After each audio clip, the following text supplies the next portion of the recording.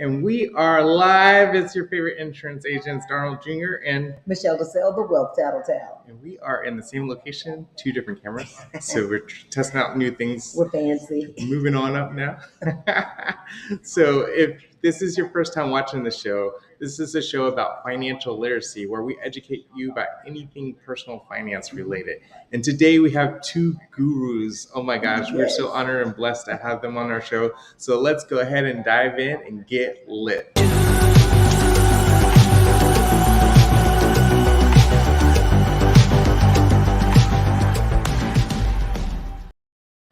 I'm actually going to have Michelle introduce these two gentlemen because she's the closest to them.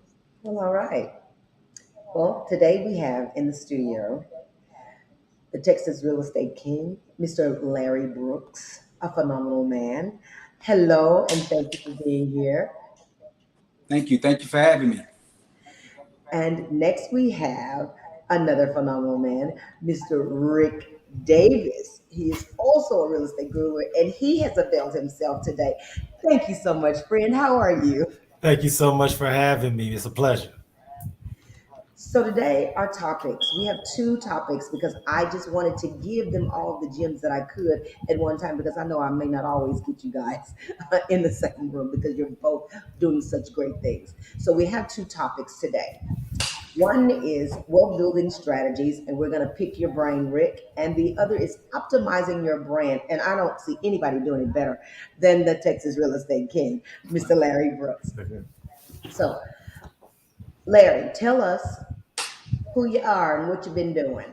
Okay. Well, I'm Larry W. Brooks, aka the Texas Real Estate King. My first business was real estate. I started in it about 20 years ago. I am currently a serial entrepreneur, and I love building brands. And so over the last 20 years, I've had an amazing opportunity to build different brands and just kind of live off of the things that those brands have allowed me to do. So thank you for having me today. I'm so excited to be a part of the show. Awesome. All right, Rick. So when we talk about wealth building strategies, I mean, you put some great things in my ear, and I need to share this with the world. So tell us who you are and what you've been up to. How you doing? I'm Ric Davis, a realtor, real estate professional for more than 15 years. And for the last 4 years, I've been the founder and the host of the Prime Real Estate Network podcast. On that podcast, Mr. Brooks and I share different ideas with the audience. We also introduce them to different movers and shakers like yourself in and around the real estate and entrepreneurship community in Greater Houston and the state of Texas. Ooh, I know they're not ready, but we gotta make them ready. So when it comes to wealth strategies, there's so much to know and so much to learn. But you had a particular way of spilling these gems with real estate. How can one become wealthy? Give us those strategies by buying their first property, Rick. You know, it's amazing. And I thank you so much for giving me some time to share this information with your audience. In the United States of America, when you do research into those that have become millionaires and billionaires in this country, there's always a foundation of real estate ownership and investment when you look through anyone's investment history and their investment portfolio. So when I'm in and around the greater Houston area and all over the world, what I try to educate, especially those who aren't currently real estate or property owners, is how that is the first step to closing the wealth gap and putting themselves on the road to being as successful financially as they could even think of in their wildest dreams. Because there are very few opportunities you have in this country to actually have lending institutions and banks invest in you to give you the power to invest in your own future. And with real estate, that's something that I try to make sure everyone that I come in contact with understands. Yes, indeed. So if a young up and coming bought their first property, how are they to use that property to start stacking their wealth? Rick, give some pointers.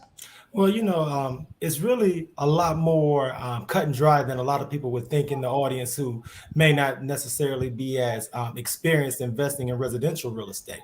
So with my first time buyers, I always give them the analogy of if we're not quite sure where the optimal wealth gain is in a particular area, follow the biggest corporations, because normally those with the biggest investments have gone through the most due diligence to make sure there's a return. So for all those first time buyers that are ready, willing, and able, I try to make sure I educate them as far as the most desirable master plan communities, some of the most desirable up and coming neighborhoods where the Fortune 500 companies, the corporate builders, those that are investing hundreds of millions of dollars in real estate development on an annual basis, where they are betting and where they're investing their dollars. And I try to allow those first time buyers to follow suit and invest in those same up and coming communities. Ooh, now that's a lot of great information. And I'm certain that it's falling on ears and people thinking, oh my God, I wish I would have known that. I wish somebody would have told me that. That's why we're doing what we're doing, because we're trying our best to get this information to our community. I'm just elated that you guys are availing your brains. That's what you're doing. You're lending us your brain tonight. Right. No, and I'm sure Mr. Brooks can speak to the same thing, because I had a early foundation working for real estate developers as well as he has. So we were able to see on the other side of that curtain, from a dollars and cents perspective, why certain large publicly traded builders operate and invest in the areas they operate in. So now that we're out serving the community, I just share that same behind the scenes information with the public. Great. So, Larry, started in real estate, bills, and now you are a serial entrepreneur. Now, I see you doing some amazing things, but the one thing that you even shared this with me because I shared your platform on your show before. No matter what you do, Michelle, always end up going back to the book. So you have streams of ways that you earn, and the way that it's just phenomenal. Talk to me about that brand optimization. You know, that's a great question. I think that initially when I started off at it was just me doing what it is that I love, and that was being face to face, marketing, shaking hands, being a connector. You know, a lot of times I tell people that I believe in relationship currency, because that was kind of like my first start, just building relationships, and those relationships allowed me to own a nightclub when I was in college, throw parties when I was in college, that allowed me to level up and have a network of people that if there was any product, anything that I was ever selling or marketing or putting out, they were willing to get behind me and be soldiers with me, or be leaders with me to help me push out those products. And so a lot of people don't know I actually have a degree in marketing from Stephen F. Austin University. So it's amazing that in my real estate career that I first started out in, is some of these gems that I picked up in marketing are some of the same tools that I use. And most of those real solid gems just come back to being face to face, you know, going out and being a part of networking events. When I first started building our brands, one of the things that I did is I was out in the community or out at networking events 7 days a week. Well, I'll say 6, 7 including church, because I didn't give church a pass. I felt like everyone needed to know what I did when I was at Sunday school as well. So I most definitely, poured into that as well. So for me, just building out a brand that has given me an opportunity to author 4 books up to this point is just the steps of growth that you see throughout your career, right? Like, being in the entrepreneur space over 25 plus years, there's just growth steps that you come in contact with that allow you to build one business that leads into a vision of another business, that leads into the vision of clothing lines and different things that will allow you just to continue to scale. And so for me, that's been a blessed part of my entrepreneur growth. Wow. That college campus is so valuable to us. It is. In ways that people could not imagine. You should never go through a college campus and not optimize those connections and those skill sets. And so you built on that, and that's powerful. Don't you think, Donald? Absolutely. Donald, and one of the things that because I saw the episode, Donald, when you talked about your journey of going through college, because I almost went to Baylor myself. I ended up getting money from Stephen F., so I didn't end up at Baylor. But Baylor was an opportunity for me. But one of the things that I always tell people is if you're going to choose to go to college, the networks and the relationship currency that you get from being at a university is really the strongest tool that you'll get. Yeah, you'll get some book knowledge, but the relationships, the hands, the people that you really come in contact with is the gate is either going to be future gatekeeper, the leaders that can help your business explode, or they're going to be the type of people that are going to go out and be the leaders that can bring you in, that can help your business grow as well. So that's the most valuable thing at a university. Absolutely. I hear that a lot of times people send their kids to school to learn about a trade or two, but I hear the rich people send their kids to school to find out who they're going to hire. Hey, Absolutely. hey, I'm still in that trend. Then I'm going for that. My kids going to school to do exactly that. Then. Absolutely. So, Larry, when people start their first business, sometimes they marry that concept. Talk about the courage that it takes to actually branch out and try something new. Yeah. The thing is that if you once you get into this business, if you do it the right way, you're gonna see the national progression of you not staying in the exact same road, right? Mhm. You're gonna see that when I first started in real estate, I started off just like every other realtor, helping people buy, sell, and invest in properties, right? Then I found myself in one area where I just focused on people that was looking to buy. I got a partnership with Michael Davis with Brooks and Davis Real Estate Firm, the co-owner, and he focused on the listing side of it. And then next thing you know, I was like, you know what? I'm tired of showing people property. How can I duplicate myself? And you find if you're really or truly want to have a vision of not just being an entrepreneur, but wanting to be a small business owner, then you actually grow out of those smaller steps, or not smaller steps, but I would say team building steps, right? You start to build a team of people that you trust around you that eventually allow you to leverage up. And then I find it to be a compliment when you're able to start another business based off of some of the things that you were very good at with your first business. So it's just a natural progression. I think that if you are an entrepreneur, you start your first business. Once you learn it inside and out and you start to scale, you're going to find that you have to add people. You have to trust people. And once you start to trust people, you're going to continue to trust people in different business ventures. Like, you come in contact with people like Rick. Rick is also one of my fraternity brothers from Stephen F. Austin. And so we first had our first business together was actually the nightclub in college. And so after that, I got into real estate. Shortly after that, Rick got into real estate as well. And one of the things is that whenever he comes to me with any kind of idea of the podcast, the Prime Real Estate Network, his baby, he allowed me to be a part of that. And that vision has allowed us to grow in different areas and allow us to start new brands as well. So it's just you got to be open-minded to grow with other people. That's the best way to scale. That's the quickest way to get to wealth as well. You can't do it all by yourself.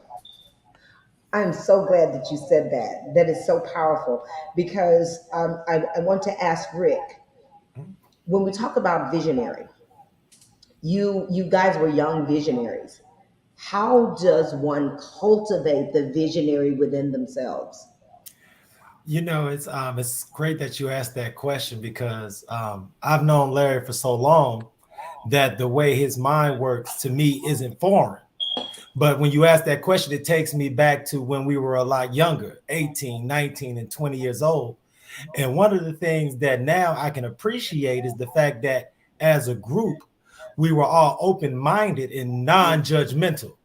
Oh, Uh, it's funny because as far as marketing degrees and what we studied in school, I studied marketing as well. And when I first met Larry, some of the things that he was more apt to do from a marketing perspective, the techniques that he was willing to use were a lot different and were newer than some of the things that we had been doing before I had a chance to meet him. And what happens is after a while, if you're open-minded around your social circle, your sphere of influence, those trusted confidants, you'll realize that there are so many gems from a business perspective that you have in your close circle. And as long as everyone is open-minded and are willing to hear each other out, pull in a similar direction, you'll be surprised that there are so many things that you can just glean from each person that you're already around. And just that positive energy of creativity and uniqueness and stick-to-itiveness is something that I think that if everybody just looked around, you wouldn't have to venture too far to find that type of energy. That's wow. excellent. So Whew. This is a question for both of you guys. What's something that you know now that you wish you would have known when you were 18, 19, starting that nightclub together, diving into real estate? We'll start with Larry. You know, the funny thing is this. This is one thing that I wish I had known now, because I'll be honest. 20 plus years ago, mentorship and coaching, those were not concepts. Those were not things that you really visibly saw. Me and Rick had an opportunity to sit down with Harlan Brooks. Harlan Brooks had a barbecue. He was a barbecue guy, and he just built out his wealth through barbecue. And at that time, I wish I had known the right questions to ask him. I wish I had known, the systems that I needed to put in place that have allowed me to get closer to financial freedom at this point. And so I would honestly say that. And then one other thing, I wish I had known about the stock market.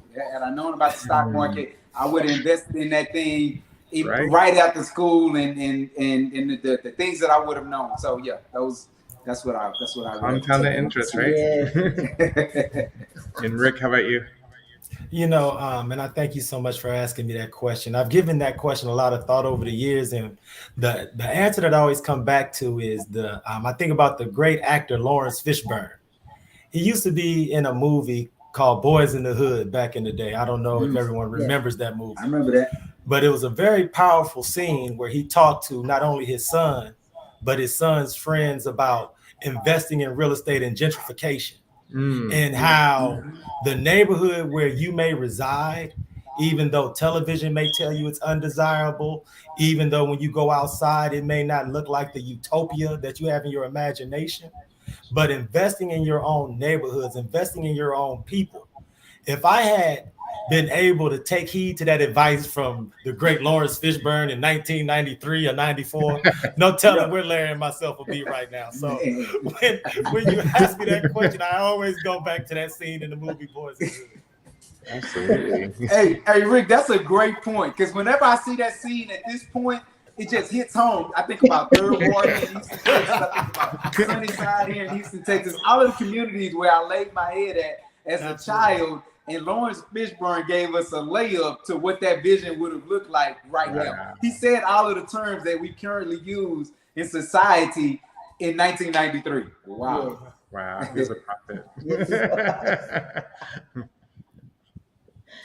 I'm telling you, this is just, I just feel like a kid in a candy store right now, having you guys here and being so transparent and freely giving this insight. One of the things that's important to me now is that some of us are learning concepts, a little bit later than our counterparts. Knowing these things now and implementing them the best we can at whatever level. I want you to shed some light on making people feel good about that. It's not too late to start somewhere. Right. So I want to start, that same question for the both of you. So Larry, will you start? Yeah, I'll take that on. The one of the blessed things in my career has been a real estate broker. I'm also a real estate recruiter for Brooks and Davis Real Estate Firm. And so I have an opportunity to go to Champion School of Real Estate on a consistent basis. And I see different generations, different age ranges of people starting a new career, right? I see 60-year-olds. I see people that are 29 years old, people that are 18 years old that are getting into the real estate field. And one of the things that I'm always able to say is that it's never too late to learn something new, to switch up a concept, and most definitely be open-minded. One thing in life, if we're always teachable and coachable, there's nothing that we can't take on. Myself, I've been in the entrepreneur field for 30 plus years, right? And one of my most learning times took place in 2020 when we had the pandemic, when we were forced to stay in front of our TVs or social media. I learned so many new concepts, not only about my business and how to scale my business quicker through watching YouTube University, as we call it. Yeah. But the thing is that but I also had an opportunity to meet people on YouTube that I've had an opportunity to actually meet in person. There's a couple of guys that do this earn your leisure thing.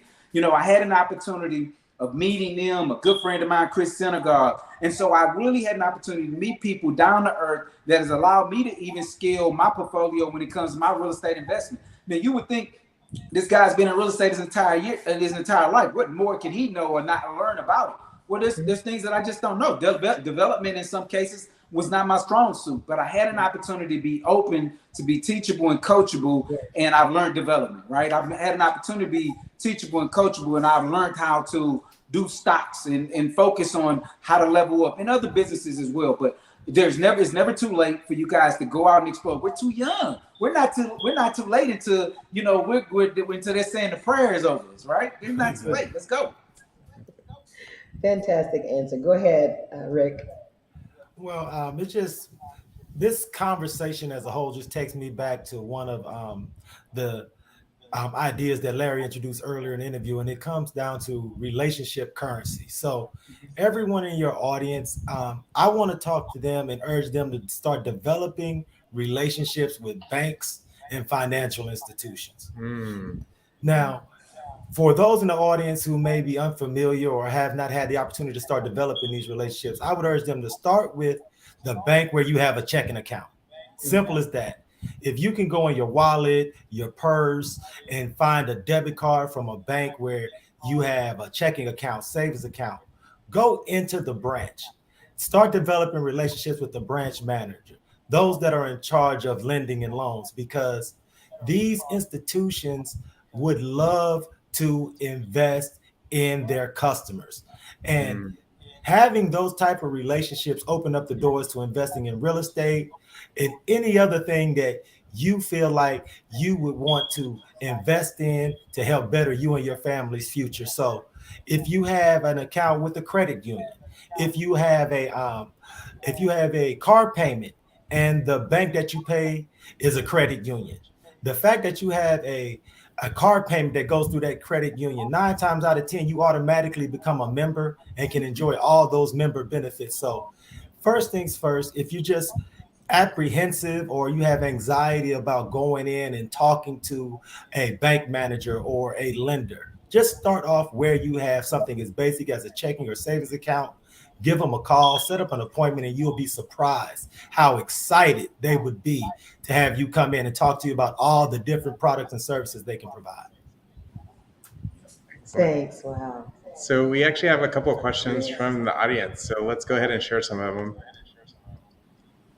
So Rochelle says, if parents don't know much about the real estate or stocks, how can they educate them, and how soon is too soon? So I'll take this on, right? I don't think that there's a process of it ever being too soon. I think it starts with a conversation. And so even before introducing them to that or introducing your kids to that, I say one of the things you want to introduce them to, you want to strengthen their mindset, right? So one of the things that I have a 16-year-old son. And so one of the things that I've done over the years that he and I spend time together, instead of jamming the radio when we're driving, we're either listening to an audiobook or we're talking about different mindsets of belief, right? I need him to believe that anything that he desires, anything that is in his mindset he's open to being teachable and coachable about, he can learn, right? And so for what he gets to see from dad, he gets to see dad play with his stock portfolio. He gets to see when I invest in certain properties or projects that's taking place here in the city of Houston, I'll drive by those projects and I say, son, we got ownership in there. And then this is what that looks like. How does that look, Dad? What is that? What you mean we own that, Dad? Okay, let me tell you about that. Let me tell you about, and so I think that it's a soft touch when it comes to that. But if you're a parent and you're not as versed in it yourself, get onto YouTube University and let's start to get ready to share. And please feel free to DM me or text me, and I'll give the details on how it is that I use it, the systems that I use. But most definitely, it has to be done. We can't avoid it. Absolutely. And that's the purpose of this show, is we want to educate people about how to do that. Yeah. And so we appreciate you guys for tuning in. If you are watching, if you have any questions, feel free to type in the chat. We'll share it. We do have another question. How can they educate their children? So I think that's about the same. Yeah, so Roy has a question. Yep. Roy has a question about cryptocurrency. Is it possible we can also hustle and take risks with crypto? Who has that one, guys? I don't know which one to direct that question to. I mean, Well, you go could ahead, you can Larry. handle it, Rick. Well, as far as, and once again, it always boils down to educating yourself and doing your due diligence. One of the things, being part of several investment groups that I'm involved in, is that the the more together, the more you communicate with an investment group, it allows you to be able to mitigate the risk. In all Mm, investments, it's always about the risk factor and how much you want to expose yourself. So, for something as new as crypto or something that people may not necessarily be as versed about, I would urge everyone to do their due diligence and find some larger investment groups where you could pool with other like minded investors, whereas you don't necessarily feel the anxiety of being exposed to 100% of the risk of something that can be as volatile as crypto and or stocks. So once again, go get on the Discourse app, do some research, check out some things on YouTube, or even just straight put it in the Google machine, and you'll be surprised how much education there is and how many groups there are of like-minded investors who all feel that same anxiety as far as risk exposure and betting their entire nest egg on one particular investment. I'm so glad that you said that because it is so very important to assess your risk tolerance Yes. level. Because Yes. if you don't, and you have all those eggs in one basket, you better hope you got a couple Fabergé eggs in that basket. Absolutely. You know, yeah, never put all your eggs in one basket. It's just something you That's right. shouldn't do. But one of the things that I will always say is they have this term that's called dollar cost averaging, and you should do that in everything, right? You should dollar cost average when it comes to stock. You know, if you're doing real estate stuff, you got to take that into consideration.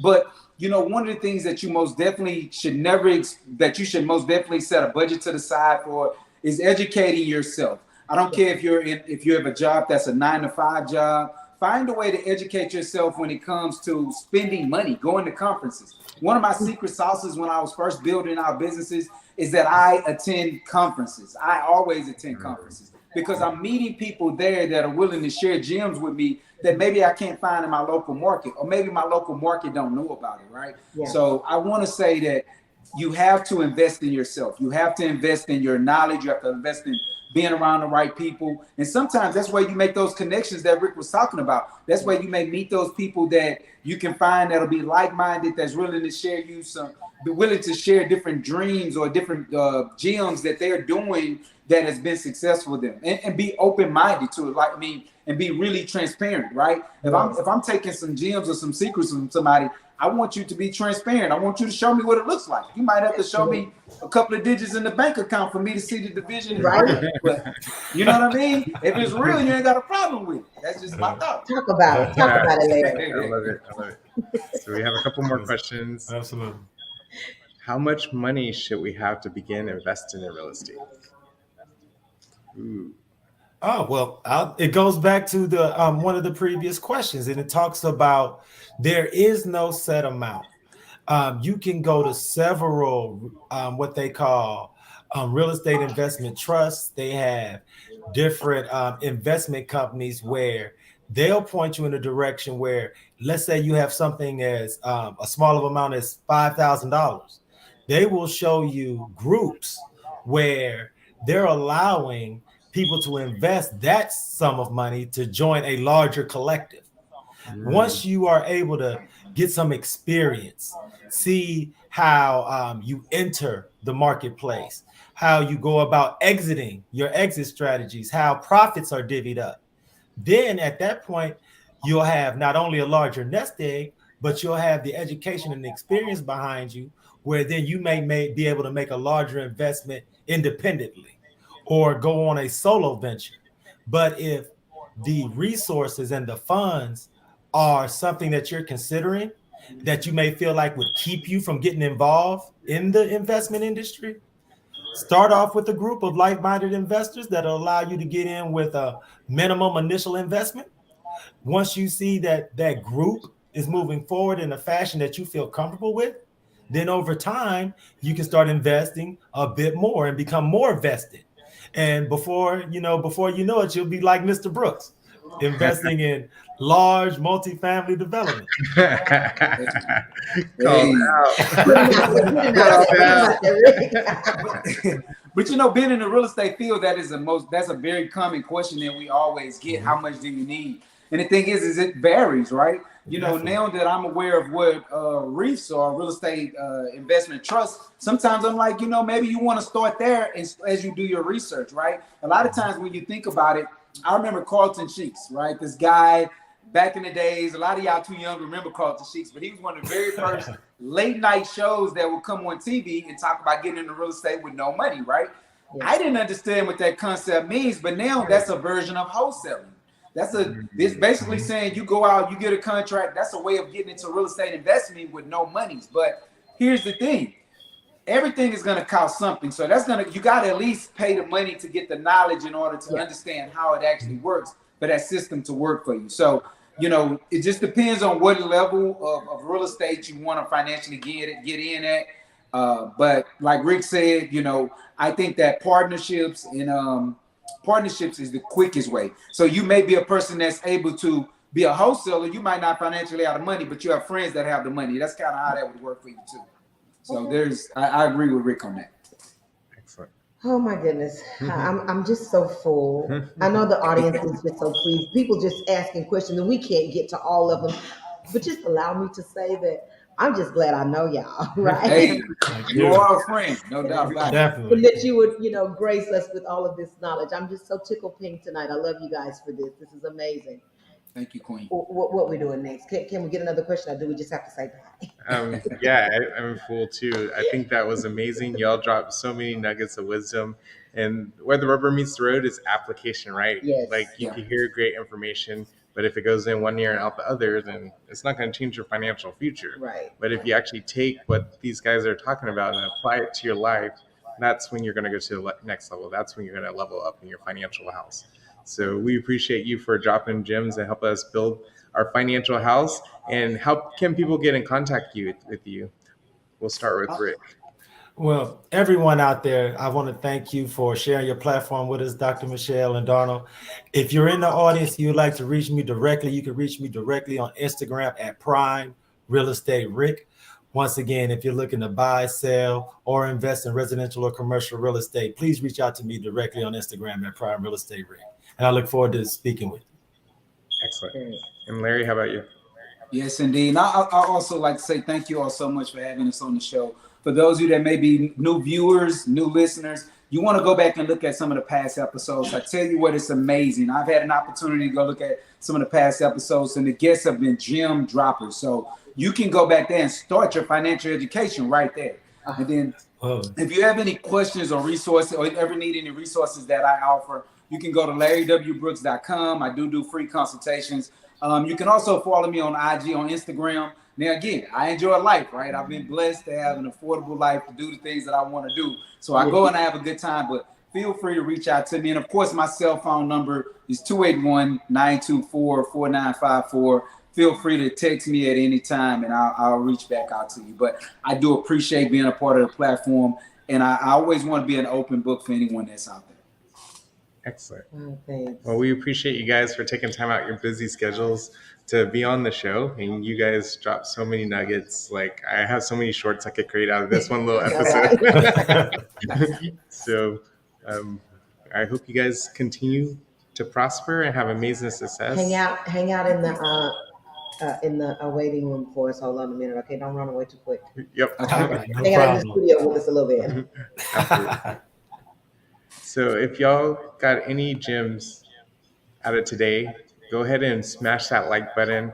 Go ahead and subscribe if you're on YouTube. And we love if you got any value, share this with all your friends and family because these are nuggets that could literally change their life if they actually apply it. Once again, that's where the rubber meets the road. And so with that, tell them where they can find you, Darnell. they can find me at Darnold Jr. on YouTube. They can find me at Darnold Jr. on Instagram, on Snapchat, or on LinkedIn. Like literally, my brand is Darnold Jr. I have darnoldjr@gmail.com. And so my website is www.darnoldjr.com. But you can also find us at finlitlive.com. So find the show. You could go directly to the YouTube show. So how can they find you, Doctor? You can find me on Instagram, Michelle DeSalle, the Wealth Tattletale. You can also find me at www.centricadvisor.com. Thank you very much. Yes. So I'd just like to give a shout out to a gentleman. I actually met him when I was working, and he shouted out our show. We got like 50 Yeah, I remember subscribers. So for that. those that are tuning in from his show, we appreciate you guys for tuning in to our episode. And if you are hungry for knowledge and like to grow, I'm just naturally curious. That's why I start the show, because I have more questions than answers. Go ahead and subscribe to this show, and we are going to drop a lot of gems in the future. We have a lot of great episodes lined up for you guys. So we appreciate you guys for tuning in and getting lit.